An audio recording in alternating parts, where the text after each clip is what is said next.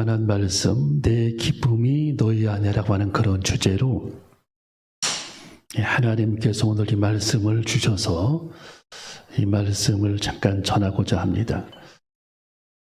우리가 성경에 보면은 하나님께서 크게 하나님의 뜻이라고 말했던 큰 세 가지 산맥이 있었죠. 그 산맥이 뭐냐? 첫 번째는 성경의 큰 산맥, 우리나라는 백두산, 한라산, 지리산이 있듯이 성경의 큰 산맥 중에 한 가지가 뭐냐면은 기쁨이죠. 기쁨. 항상 기도하라. 쉬지 말고 기도하라. 범사에 감사하라. 이 세 가지, 이것은 너희를 향하신 하나님의 뜻이라고 말씀해 주고 계십니다. 그래서 이 기쁨이라고 하는 것은 왜 이렇게 우리들의 삶 속에서 중요한가? 우리 예수님은 그 최후의 만찬을 하신 이후에 제자들에게 고별 설교를 하셨어요. 제자들에게 고별 설교를 하셨는데 예수님이 제자들에게 고별 설교를 그 십자가를 지기 전에 고별 설교를 하신 내용이 오늘 여기 성경에 기록이 되어 있는데 핵심적인 내용이 뭐냐? 기쁨이에요. 기쁨. 내가 누리는 이 기쁨을 너희도 누려야 되겠다라는 거예요. 내가 하나님 안에서 누렸던 이 기쁨을 너희도 누려야 하고 세상 사람들이 알지 못하는 이 기쁨과 평안을 너희도 누려야 한다. 이게 우리 예수님의 고별 설교의 핵심 메시지입니다. 여러분, 사람의 기쁨을 누리지 못하면 가장 힘든 삶을 살아가는 겁니다. 누가 힘드냐? 노동을 많이 하고 일을 많이 해서 힘든 게 아니라 마음이 힘들면 엄청나게 삶이 힘들어지는 겁니다. 마음이 힘들면. 가만히 쉬어도 그건 쉬는 게 아니죠. 엄청난 무게가 나를 짓누르는 게 슬픔과 괴로움입니다. 기쁨의 반대말이죠. 그래서 우리 예수님께서는 오늘 여기 성경에 보면은 내가 이것을 너희에게 이름은 15장 요한복음 15장 11절 내가 이것을 너희에게 이름은 말하고 싶은 것은 그 뜻입니다. 내 기쁨이 너희 안에 있어.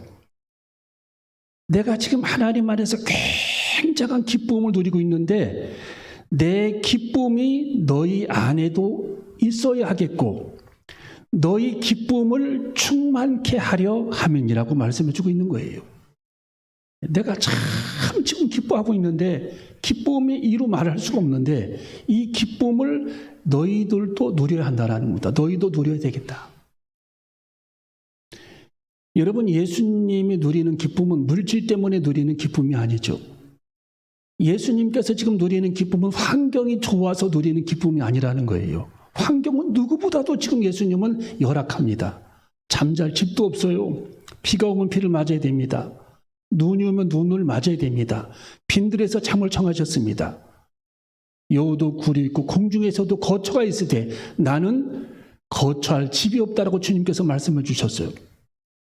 근데 우리 그런 예수님께서 뭐가 그렇게 기뻐서 어떤 일이 그렇게 기뻐서 주체할 수 없는 그런 기쁨을 너희도 누려야 한다라고 말씀해 주셨는가? 여러분, 핸델이 메시아라고 하는 곡을 작곡을 했는데 1741년에 8월 22일부터 작곡을 시작해서 24일 만에 작곡을 마쳤습니다. 핸델이. 280년 전에 핸델이 메시아라고 하는 그 곡을 그렇게 썼어요. 280년 전에 24일 만에 한 곡을 완성을 했습니다. 그는 그 코러스에서 할렐루야 할렐루야 나오는 그 코러스에서 그는 너무 감격이 돼가지고 자기가 하나님의 영감을 받아서 그 곡을 작곡하면서 그는 펑펑 울면서 앉아서 곡을 쓸 수가 없었다. 기록에 보면 일어서서 곡을 썼다라는 거예요. 너무 감격해서. 그는 기록에 보면 자기는 마치 하나님 보좌 앞에 자기가 서 있는 듯한 느낌을 가지고 그 곡을 썼다라는 거예요. 자기가 마치 하나님 보좌 앞에 서 있는 듯한 느낌, 그 주체할 수 없는 그런 감격, 그 감격 속에서 그는 그 곡을 썼다라고 기록하고 있습니다. 핸델의 메시아. 여러분, 이것은 하나님의 임재 의식을 뜻하는 겁니다. 하나님과 영적 관계성. 여러분, 우리 예수님은 지금 최후의 만찬을 끝낸 후에 제자들에게 마지막 고별 설교를 하면서 내가 하나님 앞에 누리는 이 기쁨은 너무도 벅차고 감격스러운데 이 기쁨을 너희도 누려야 한다라고 예수님께서 말씀해 주시면서 지금 우리 예수님께서 누리는 그 기쁨은 오늘 여기 성경의 앞구절에 보면은 뭐라고 말씀이 기록이 되어 있습니까? 내가 누리는 그 기쁨은 하나님과의 영적 관계성. 여러분이 결혼하기 전에 남편 될 사람과 아내 될 사람과의 그 약혼하기 직전에 그 설레임이 누구든지 있잖아요. 누구든지. 예. 최고의 클라이막스죠. 그때가 인생에. 약혼하기 바로 직전에. 옆에만 있어도 사람들이 기뻐합니다. 내 남자친구 옆에만 있어도, 내 여자친구 옆에만 있어도 사람들은 너무도 그 옆에만 서 있어도 그 기쁨과 감격 속에 젖어 있다라는 거예요. 지금 우리 예수님은 그것을 말씀하시는 거예요. 하나님과의 관계 속에서 얻어지는 그 기쁨. 여러분, 애기들은요, 침대에서 새근새근 자다가도 자기 엄마를 확인한다라는 거예요. 그렇죠? 있는지 없는지. 없으면 대번 일어나서 자꾸 웁니다. 왜? 어머님과의 그 엄마와의 밀접한 그 관계성. 그 관계성. 옆에 있는 것만으로도 그는 행복해요. 어머니가. 비록 내 어머니가 눈을 감고 잠을 자지만 우리 어머니가 내 옆에 있는 것 하나만 가져도 그 어린아이는 마음이 부유합니다. 한없이 마음이 부유하다라는 거예요.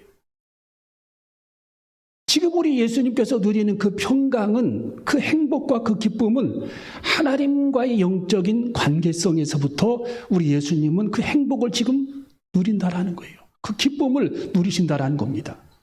이 주체할 수 없는 그 기쁨을 너희도 나와의 영적인 그런 밀접한 관계를 통해서 영적인 기쁨을 누리기를 원한다라는 뜻입니다. 여러분, 성경의 구약의 에녹이 300년간을 하나님과 동행했다라고 말씀이 기록이 되어 있었죠. 하나님께서 얼마나 이 에녹을 기뻐하셨으면 그를 산채로 하나님께서 데려가셨겠습니까? 죽음을 보지 않게 하고. 그건 뭡니까? 동행이라는 게 뭡니까? 성경에 300년간 하나님과 동행하였더니 그 동행은 관계성입니다. 하나님과 같이 함께 인생을 살았다라는 거예요. 저희 막내 그 동생의 남편이죠. 저한테는 매제. 이 매제가 그 서울에서 이제 그 보험회사에 그 연금보험회사에 근무하거든요. 미국계 연금보험회사에 근무하는데 나는 그 회사가 그렇게 큰 줄 몰랐어요. 그 연금보험회사 믿을만해 그랬더니 큰 회사입니다. 저한테 그래요. 어느 정도 큰데 그랬더니 한국의 삼성의 5배 되는 회사라고 보면 됩니다. 그 제가 탁탁탁 찾아보니까 실제로 한국 삼성의 5배의 자산을 갖고 있어요. 미국계 회사인데 거기 상무로 있는데 이 친구가 우리 매제 이 친구가 하는 얘기가, 우리 막내가 하는 얘기가, 우리 남편은 아침에 일어나면 거룩한 대화의 방에 들어간대요. 그게 무슨 얘기냐 그랬더니 방 하나를 비워놓고 거룩한 대화의 방, 예수님과 아침에 출근하기 전에 거룩한 기도 시간을 갖는다. 그 뜻입니다. 주님과 영적인 거룩한 대화의 방에 들어가서 30분간 주님과 기도로 대화한다. 그 뜻입니다. 그런 시간을 매일매일 갖고 있다는 얘기를 저희 막내가 제게 귀뜸을 해줬어요. 여러분, 우리는 하나님의 성전에서 할 수만 있다면 가장 좋은 시간을 보내야 합니다. 그것도 여의치 않다면 골방에서라도 우리는 주님과 대화할 수 있는 그런 시간. 지금 우리 예수님께서는 인생의 가장 큰 기쁨을 주체할 수가 없는데 십자가를 지금 눈앞에 두고 무슨 기쁨이 있겠습니까? 그 예수님은 지금 한없는 주체할 수 없는 그런 기쁨은 하나님과의 영적인 관계성. 나는 아버지 안에 있고 아버지께서 내 안에 계시다. 너희도 그렇게 살아야 한다. 나는 포도나무고 너희는 가지다. 라고 말씀하시면서 너희도 나와 영적인 관계성을 그렇게 유지하면서 열매를 맺고 풍성한 하나님의 축복의 열매를 맺는 삶을 살아갈 수 있음을 우리 예수님이 말씀해 주고 있다는 겁니다. 제가 저희 친구 목사님 한 분을 제주도에 있는 교회를 소개해 주었습니다. 이 목사님은 천안에서 목회를 지금 벌써 37년 전에 시작을 했었는데 한 10년 정도 목회를 개척을 하다가 너무너무 이게 힘들고 어려워서 개척을 포기했습니다. 중간에. 그리고 저희 친구 목사님은 그 다른 일을 하게 됩니다. 아이들을 가르치는 일을 하게 되죠. 교사 자격증도 있고 하니까. 그런데 하나님께서 우리 목사님에게 이제 15년이 지났을 때에 터치를 하기 시작합니다. 터치. 어떤 터치를 하냐면 하나님께서 터치했다라는 것이 이제 나중에 알게 되는데 아이들을 가르치기 위해 이렇게 가다가 차를 주차를 해놓고 주차장에서 그냥 의식을 잃어버립니다. 주차장에서. 그리고 한 4시간 만에 깨어나고 또 아이들을 가르치다가 기절을 해가지고 한 3시간 만에 깨어나고 그러니까 아이들이 얼마나 놀라겠어요. 부모들도 놀라고. 또 거기 그 선생님들을 모아놓고 강의를 하다가 거기서 기절해 버려가지고 또 3시간 만에 깨어나고 이런 일이 1년에 7번, 8번 반복이 되고 있어요. 반복 7번, 8번. 그러니까 이 목사님이 하나님께서 나를 다시 터치하신구나라는 사실을 깨닫게 됩니다. 그래가지고 그 얘기를 제게 전했을 때에 제가 제주도의 표선에 있는 교회를 제가 소개를 하게 됩니다. 그래서 그분이 제주도의 표선에 있는 교회를 이제 가서 부임을 하게 돼서 갔는데 성도님들이 한 분도 안 계십니다. 제가 거기 가봤더니 소개를 했으니까 가봤더니 교회가 이렇게 있고 표선에 해변가에 교회가 이렇게 있고 잔디가 쫙 앞에 깔려 있고 사택이 이렇게 2층 집인데 사택 마당에 잔디가 쫙 깔려 있어요. 완전히 별장이 온 것 같아요. 별장. 근데 성도님들은 한 분도 안 계십니다.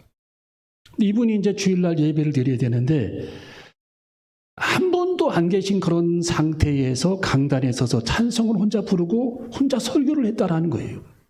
제가 전화를 해봤어요. 오늘 어떻게 했냐 그랬더니 오늘 설교를 했다고.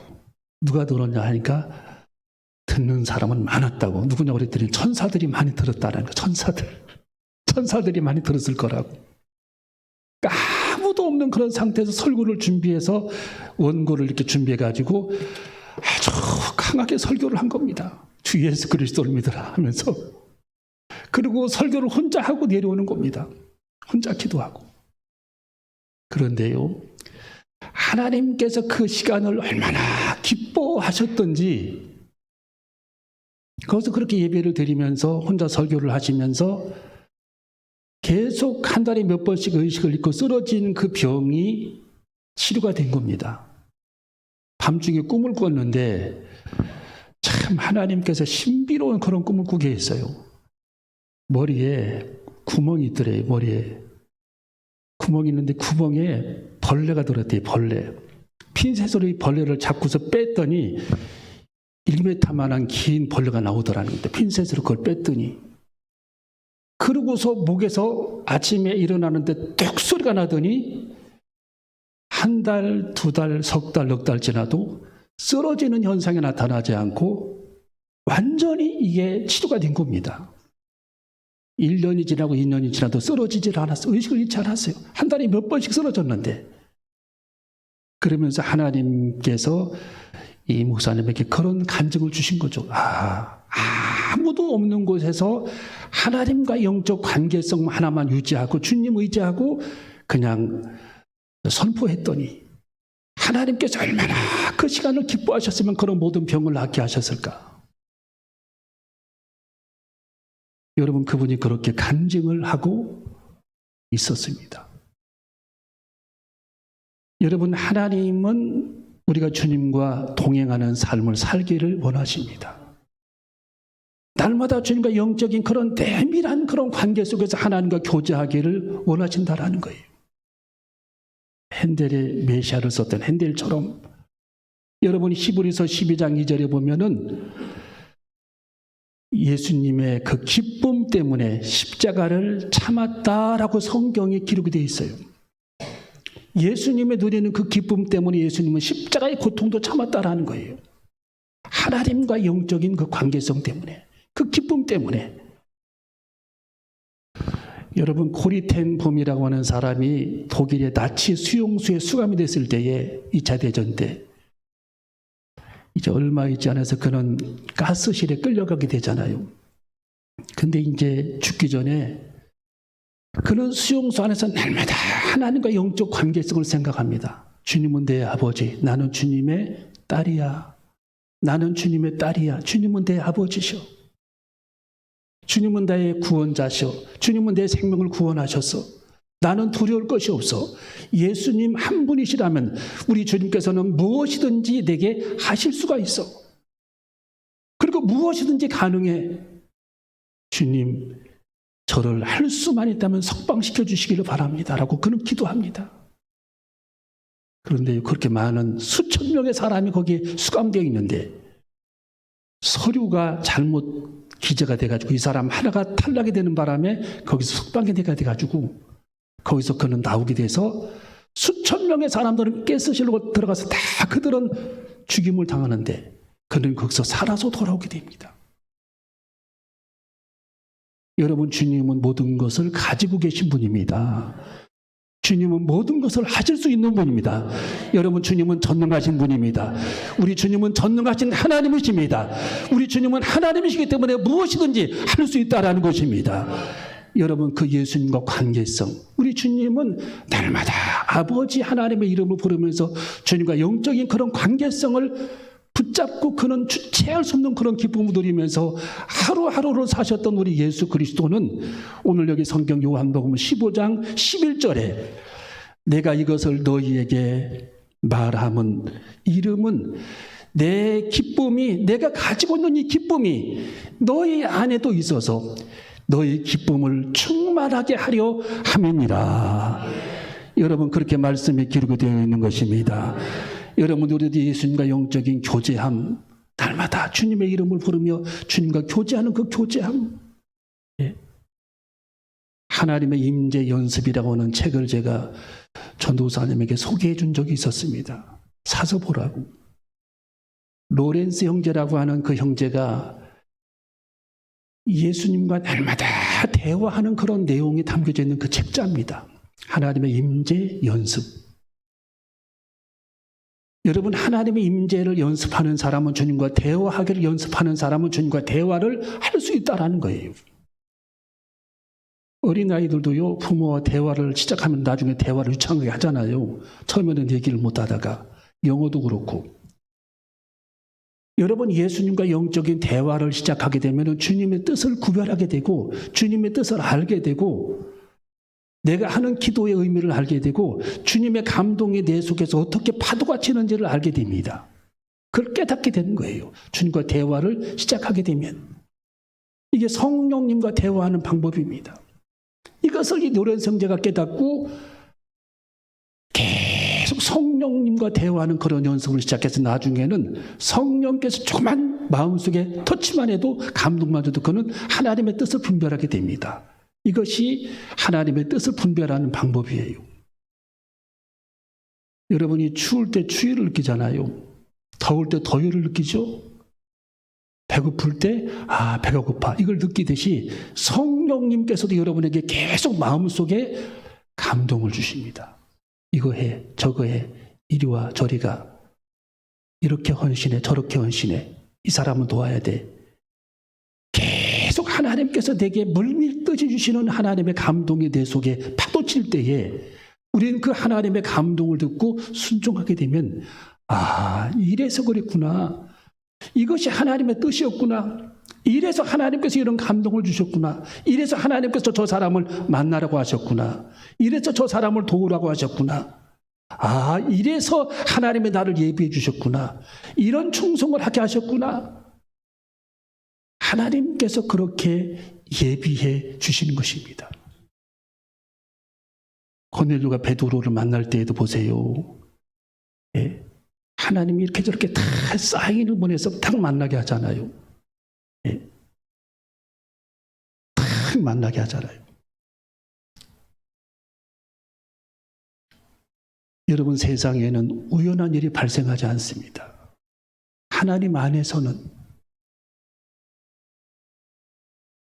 오늘 여기 성경 마지막으로 우리 읽어봅니다. 자, 10절과 11절, 요한복음 15장 10절과 11절 시작. 내가 아버지의 계명을 지켜 그의 사랑 안에 거하는 것 같이 너희도 내 계명을 지키면 내 사랑 안에 거하리라. 내가 이것을 너희에게 이름은 내 기쁨이 너희 안에 있어 너희 기쁨을 충만하게 하려 함이니라. 아멘. 여러분, 사람은 마음이 힘든 것이 가장 힘든 겁니다. 여러분이 하루를 살아도 주님이 주시는 영적인 기쁨을 누리시기를 바랍니다. 여러분, 아침에 여러분이 기쁨을 누려야 돼요. 예수님께서 누리셨던 그 기쁨을 여러분이 누려야 합니다.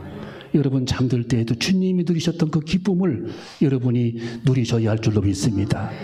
예수님은 환경이 좋은 것도 아니고 돈이 많으신 것도 아니고 아무것도 가진 것도 없습니다. 그런데 어떻게 그렇게 큰 기쁨을 누리시면서 그 기쁨을 주체할 수 없어서 예수님은 평안을 너에게 끼치노니 곧 나의 평안을 너에게 주노라. 내가 너에게 주는 것은 세상이 주는 것 같지 아니하니라. 너희는 마음에 근심도 말고 두려워하지도 말라. 여러분이 어떤 근심 여러분을 짓누릅니까? 여러분 오늘 밤에 그 근심을 다 털어내고 모든 염려를 주님 발 앞에 내려놓으시기를 바랍니다. 주님은 모든 것을 하실 수 있습니다. 주님은 죽은 자를 살리셨습니다. 우리 주님은 풍랑을 잠잠케 하셨습니다. 우리 예수님은 홍해바다를 가르셨습니다. 우리 주님께서는 모든 것을 하실 수 있기 때문에 우리 또 5개 물고기 2마리도 5,000명이 먹고 남는 하나님의 기적을 행했던 우리 예수님, 그 예수님과 영적인 깊은 그런 교제함, 대화함, 이것이 얼마나 큰 기쁨인가를 깨닫고 내 마음을 짓누르는 고통, 이것이 있다면 주님 발 앞에 내려놓고 그대로 우리가 택시 안에서 우리의 짐을 내려놓듯이 주님 발 앞에 내려놓아야 합니다. 주님은 내려놓으라고 말합니다. 사랑하는 아들아 내려놔. 사랑하는 내 딸 그 짐을 내게 내려놔. 내가 있잖아. 네 옆에 있잖아. 내가 아버지잖아. 우리 주님이 그렇게 말씀하십니다. 오늘 이 밤에 우리의 모든 무거운 짐들을 주님 발 앞에 내려놓고 전능하신 하나님께서 우리의 모든 짐을 가져가시는 그런 기적적인 하나님의 역사를 날마다 체험하는 저와 여러분이 되시기를 주님의 이름으로 축원합니다. 기도하시겠습니다.